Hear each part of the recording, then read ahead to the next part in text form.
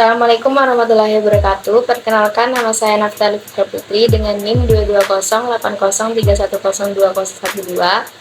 Dan saya Alivia Dubuspa dengan NIM 2208031020007.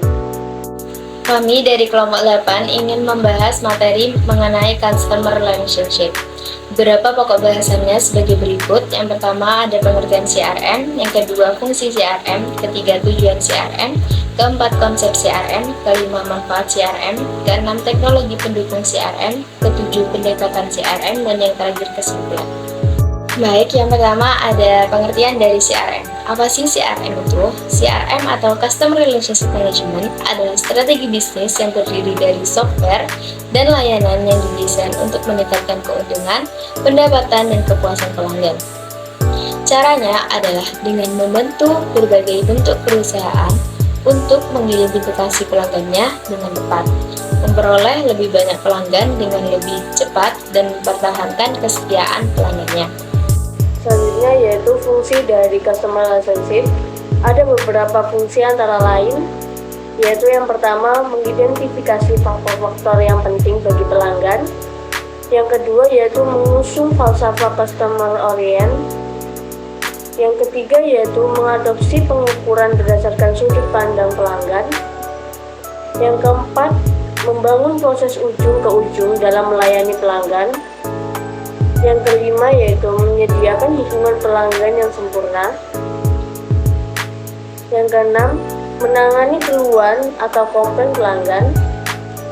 Yang ketujuh yaitu mencatat dan mengikuti semua aspek dalam penjualan. Dan yang terakhir yaitu membuat informasi holistik tentang informasi layanan dan penjualan dari pelanggan. Selanjutnya ada tujuan dari CRM. Jadi, tujuan dari CRM pada dasarnya bertujuan agar perusahaan dapat mengenali pelanggannya secara lebih detail dan melayani mereka sesuai dengan kebutuhan. Selanjutnya yaitu konsep dari customer relationship. Secara umum, sistem ini memiliki beberapa aktivitas konsep antara lain. Yang pertama yaitu membangun database pelanggan yang kuat. Yang kedua yaitu membuat profil dari setiap pelanggan. Yang ketiga yaitu analisis profitabilitas dari tiap-tiap pelanggan. Dan yang keempat yaitu interaksi dengan pelanggan yang lebih target dan custom site. Berikutnya, ada pun manfaat dalam penggunaan CRM, yaitu yang pertama, jumlah konsumen yang akan bertambah, karena tujuan utama dari CRM selain mencari konsumen baru, di samping tetap melihara tingkat kepuasan konsumen yang sudah ada. Kedua, mengetahui tingkat kepemilikan perusahaan pada konsumen, yaitu dengan mengetahui kebutuhan konsumen. Yang ketiga, mengetahui kebutuhan konsumen pada masa yang akan datang, yaitu melalui hasil transaksi yang sudah dilakukan dan dari hasil analisa data-data transaksi yang sudah terkumpul. Keempat, mengetahui ketidaknormalan pada setiap aktivitas transaksi, yaitu mengetahui tindak kriminal seperti penipuan dan lain sebagainya. Kelima, mengetahui perbaikan yang harus dilakukan pada servis yang diberikan kepada konsumen. Keenam, mampu menganalisa pola data transaksi, sebagai contoh, mampu mengetahui kombinasi produk yang akan dijual pada waktu-waktu tertentu.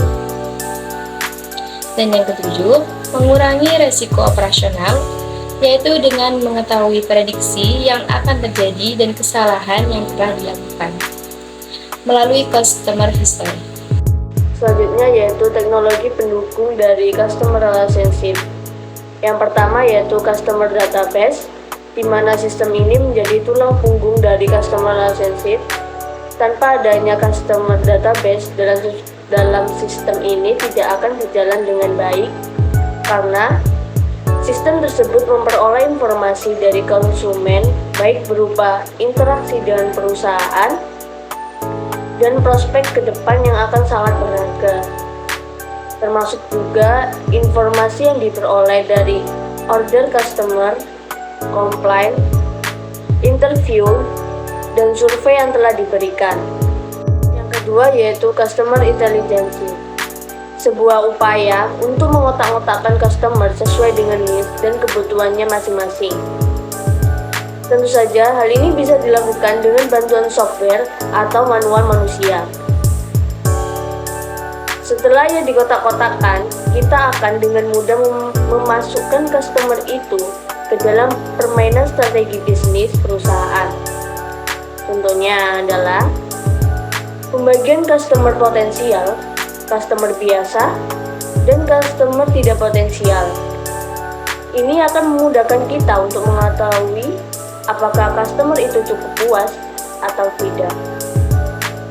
Yang terakhir yaitu customer capacity dan competency development, di mana sistem ini menjadi tujuan utama dari teknologi pendukung customer relationship, yaitu pada continuous improvement yang memungkinkan perusahaan berada sedikit lebih dekat dengan apa yang dimaui oleh customer. Sistem yang kompleks sangat dibutuhkan dalam hal ini, maka dari itu dibutuhkan powerful untuk mencapai kepuasan pelanggan dengan cara kombinasi sempurna dari manusia dan teknologi yang menghasilkan perusahaan terus berada di depan dalam kompetensi Customer Relationship Management. Selanjutnya ada pendekatan CRM. Ada beberapa perbedaan pendekatan CRM dengan paket piranti lunak dalam memfokuskan aspek yang berbeda. Beberapa di antara piranti lunak CRM yang dikenal adalah seperti berikut. Yang pertama ada operasional. Operasional CRM memberikan dukungan untuk proses bisnis di front office, seperti untuk penjualan, pemasaran, dan stok pelayanan. Interaksi dengan pelanggan biasanya disimpan dalam sejarah kontak pelanggan dan staf dapat melihat kembali informasi pelanggan ketika dibutuhkan. Yang kedua, ada penjualan. Untuk penjualan biasanya digunakan Salesforce Automation atau SFA, membantu untuk otomatisasi aktivitas yang terkait dengan staf penjualan seperti untuk penjadwalan menghubungi pelanggan, pengiriman surat kertas maupun elektronik ke pelanggan, menelusuri respon pelanggan, membuat laporan, menilai tingkat penjualan, proses order penjualan otomatis. Yang ketiga, analitik. Analytical CRM menganalisis data pelanggan untuk berbagai tujuan, seperti merancang dan menjalankan kampanye target pemasaran, termasuk melakukan cross-selling, upselling, sistem informasi manajemen untuk forecasting keuangan dan analisis profitabilitas pelanggan. Yang keempat, intelijen penjualan. Intelijen penjualan atau sales intelligence dalam CRM adalah sejenis dengan similar to analytical CRM, tetapi ditekankan lebih jauh untuk piranti penjualan langsung dengan fitur untuk mencari peluang, cross-selling atau upselling atau switch selling, kinerja penjualan, kecenderungan ke pelanggan, margin pelanggan.